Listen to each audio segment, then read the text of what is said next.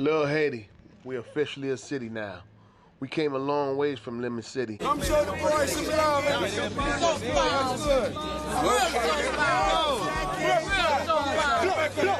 Different back then. The whole neighborhood was like family, and we respected one another. Well, let them know. Well, we here. Yeah, let them know. We don't die, we multiply. For all you haters, recognize. Zoe Pound for life. Free Mackazoe and the rest of the warriors.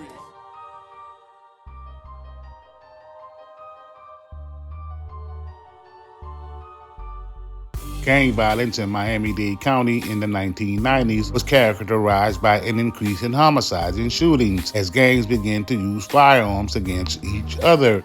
Police are looking for 3 armed men suspected in a drive-by shooting. 2 men were wounded this morning. One was hit in the hand, the other in the arm. They are being treated at local hospitals. The incident happened at 1250 Northwest 29th Terrace. The suspects are described as 3 black men armed with a .22 caliber shotgun. They got away in a charcoal gray Acura.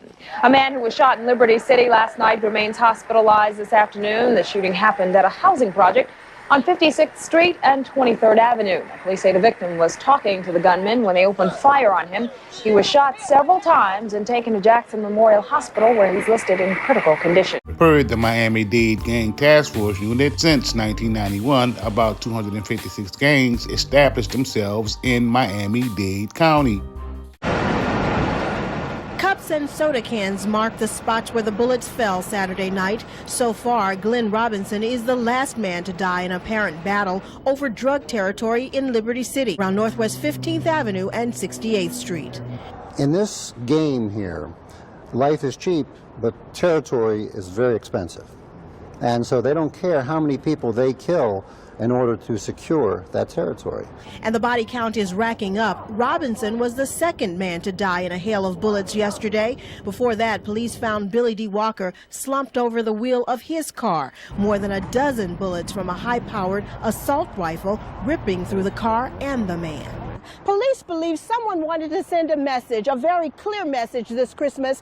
At least 2 men died execution style on Christmas Day. Police now believe one in retaliation for another. As of current day and time, many of those gangs have come and gone. However, the feds will report that currently over 70 of those gangs still remain active. Just blocks away from where this raid took place, the gang that was being targeted, they're called the Yellow Tape Boys, an item that is closely associated with criminal activity and, of course, police presence. Dismount, boys. They moved in overnight. Miami-Dade police raiding an apartment complex, taking down one of the most dangerous gangs in South Florida. Called Yellow Tape Gang. That says it all. When do you see a yellow tape up? Aside from today, right? Typically in a crime scene, when somebody's been shot, somebody's been harmed, when there's been a robbery. So if you take a name of Yellow Tape Gang, you may as well say I'm a murderer gang. Zoe Pound emerged in the early 1990s in Miami's Little Haiti neighborhood. Initially formed to protect Haitian migrants from discrimination and violence from rival gangs, the Pound quickly became a defining force in the streets of Miami. The Pound aimed to empower its members and assert cultural identity amidst social inequalities and challenges. In 1999, the Miami-Dade Police Department cracked down on the Booby Boys, who were at the time a prominent clique out of Carroll City, Miami.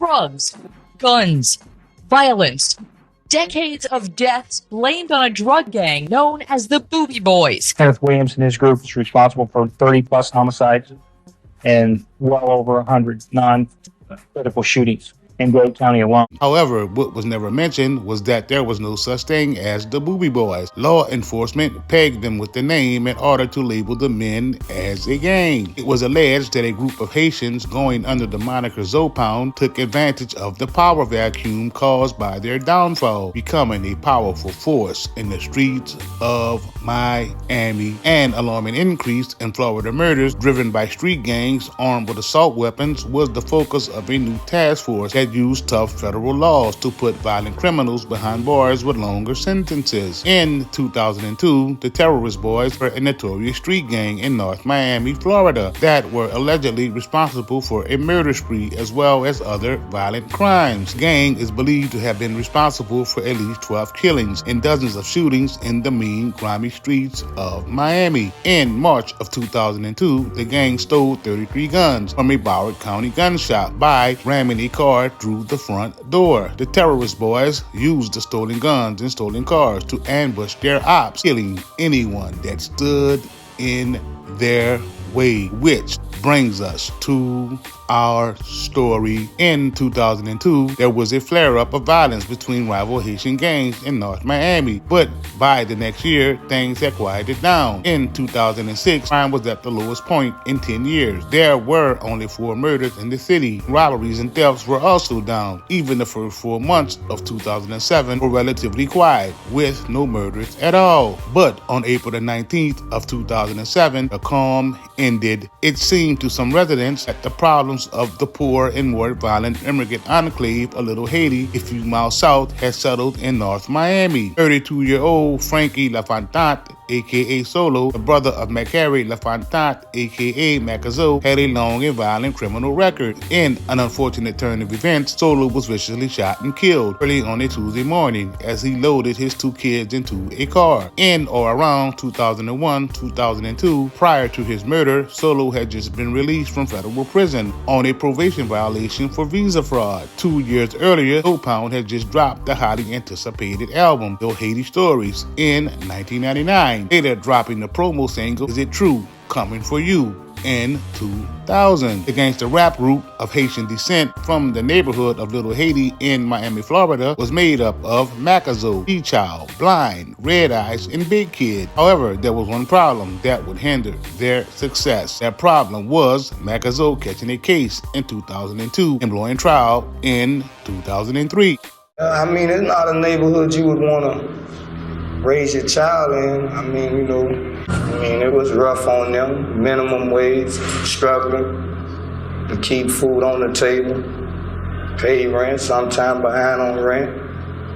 It was rough. Well, I had my brush in with the law, but, I ain't no saint or nothing like that, but, I'm just on another level. They label us a gang for coming together for something positive, for a movement to help the people.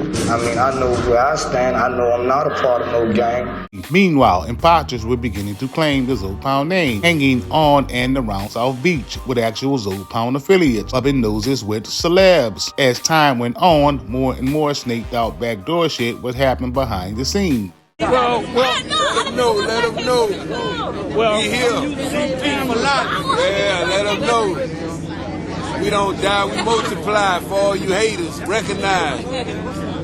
Zoe Pound for life, free Mackazoe and the rest of the warriors. Can't forget my niggas overseas, my dead homies, rest in peace. Nigga, love y'all niggas. And we doing this movement for y'all niggas. Y'all already know. Zoe Pound for life. We here Zoe now. Pound Entertainment. We here, so give up the plate. And it's not a joke.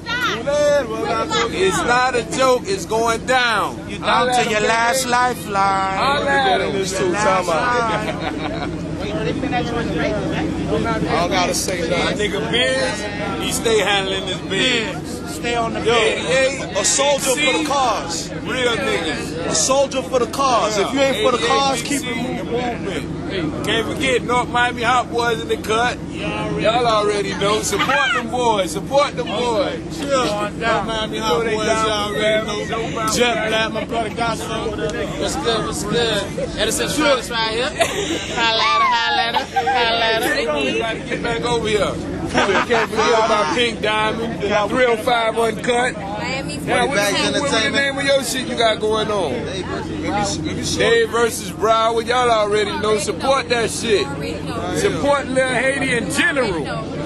The ones that don't support Lil Haiti, y'all already know what time it is. I'm gonna tell you this. Either you get down or motherfucking lay down. Beats. In 2007, Solo threw a free Mackazoe party on the behalf of his brother. The party was lit. Anybody who was somebody was in the building. It was at that party that Solo would confront the imposter who had been claiming to be the Pound. A physical altercation would ensue. All hell would break loose. Unfortunately, a couple of weeks after the confrontation at the party, Solo would lose his life. Many rumors would circulate around the death of Solo, with some saying that the hit came from Carroll City, while others were saying a snake gassed Solo up to go with the move on the plug, only to turn right around and tell the plug that Solo went with his move. Only the streets of Miami know what really happened. Unfortunately, Solo's murder has never been solved. Meanwhile, it has been said that his killer has been deported to Haiti.